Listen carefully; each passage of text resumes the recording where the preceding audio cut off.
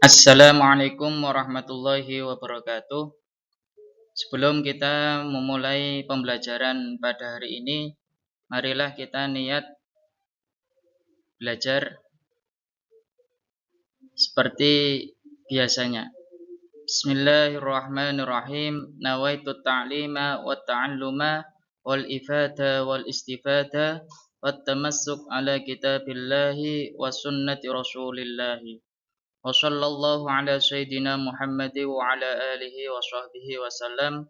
Walhamdulillahi rabbil alamin.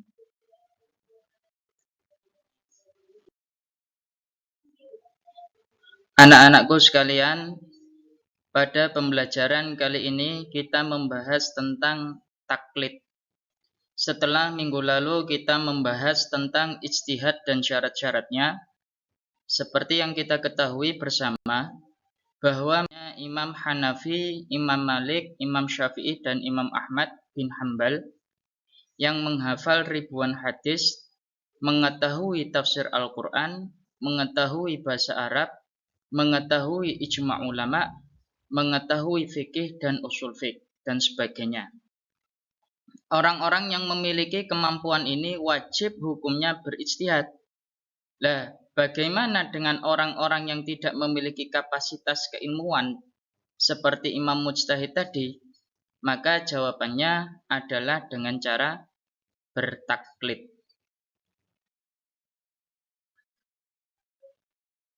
Nah, untuk memahami masalah taklid, kita perlu mengetahui apa yang dimaksud dengan taklid itu sendiri.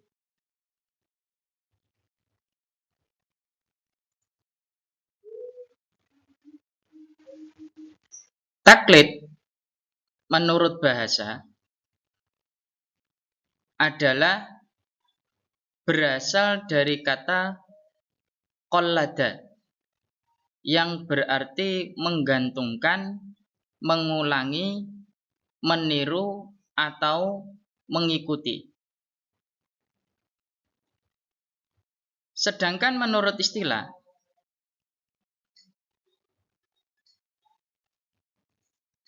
taklid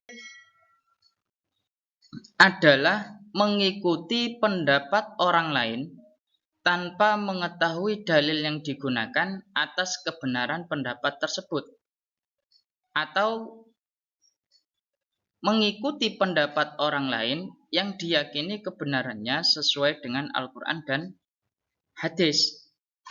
Definisi tersebut mengandung arti bahwa bertaklid itu mempercayai pendapat seorang ulama untuk diikuti, meskipun tidak mengerti bagaimana ulama tersebut berijtihad. Nah, sekarang kita masuk pada hukum taklid. Hukum taklid gimana?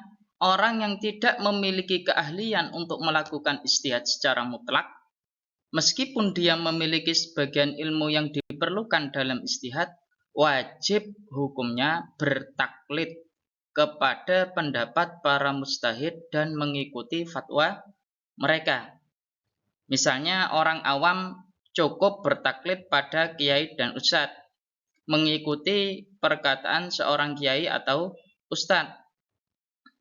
Dengan kata lain, orang awam tidak dibebani repot-repot mencari dalil.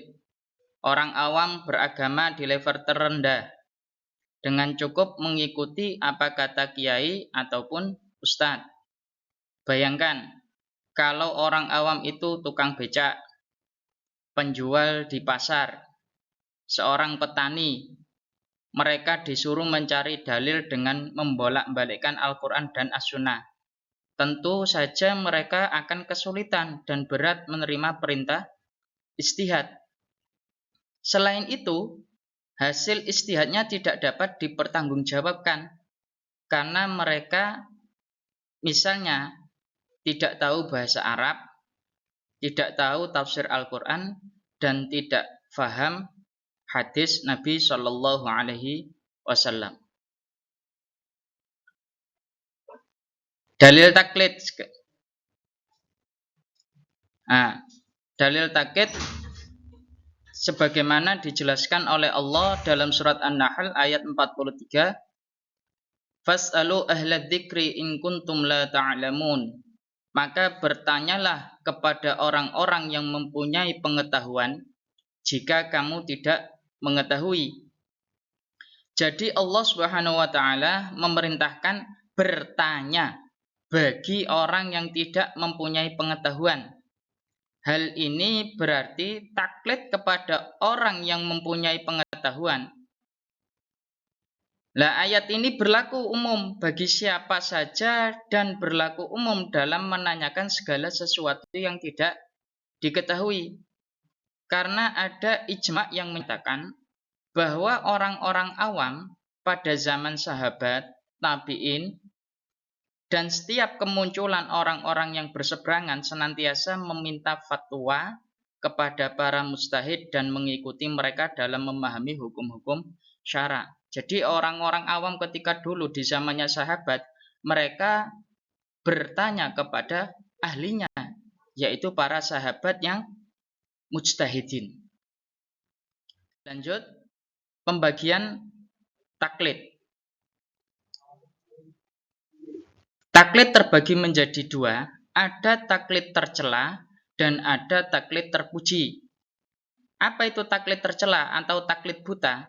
Yaitu bertaklid kepada seseorang yang tidak diketahui kemampuan, keahlian, dan identitasnya dengan menerima pendapatnya secara mentah-mentah tanpa mengerti atau berusaha untuk mengetahui dalilnya. Sedangkan taklid terpuji yaitu taklidnya orang alim, orang yang pintar dalam ilmu agama yang belum sampai tingkatan mujtahid lebih baik daripada memaksakan diri berijtihad padahal tidak memiliki kemampuan untuk melakukannya. Nah, ini perlu kalian perhatikan, ini penting sekali. Yang pertama yaitu bertaklid haruslah kepada madhab yang 4 yang dapat dijadikan pedoman, yaitu madhab Hanafi, Maliki, Syafi'i, dan Hambali. Terus yang kedua, tidak diperbolehkan mencampur adukan satu madhab dengan madhab yang lain. Artinya melakukan sesuatu mengikuti madhab Syafi'i dan mengikuti madhab yang lain misalnya. Dicampur adukan ini tidak diperbolehkan.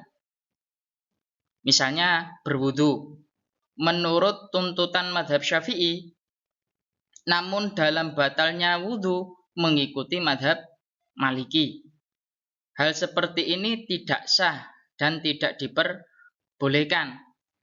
Wudunya mengikuti Imam Syafi'i, namun batalnya mengikuti Imam Maliki.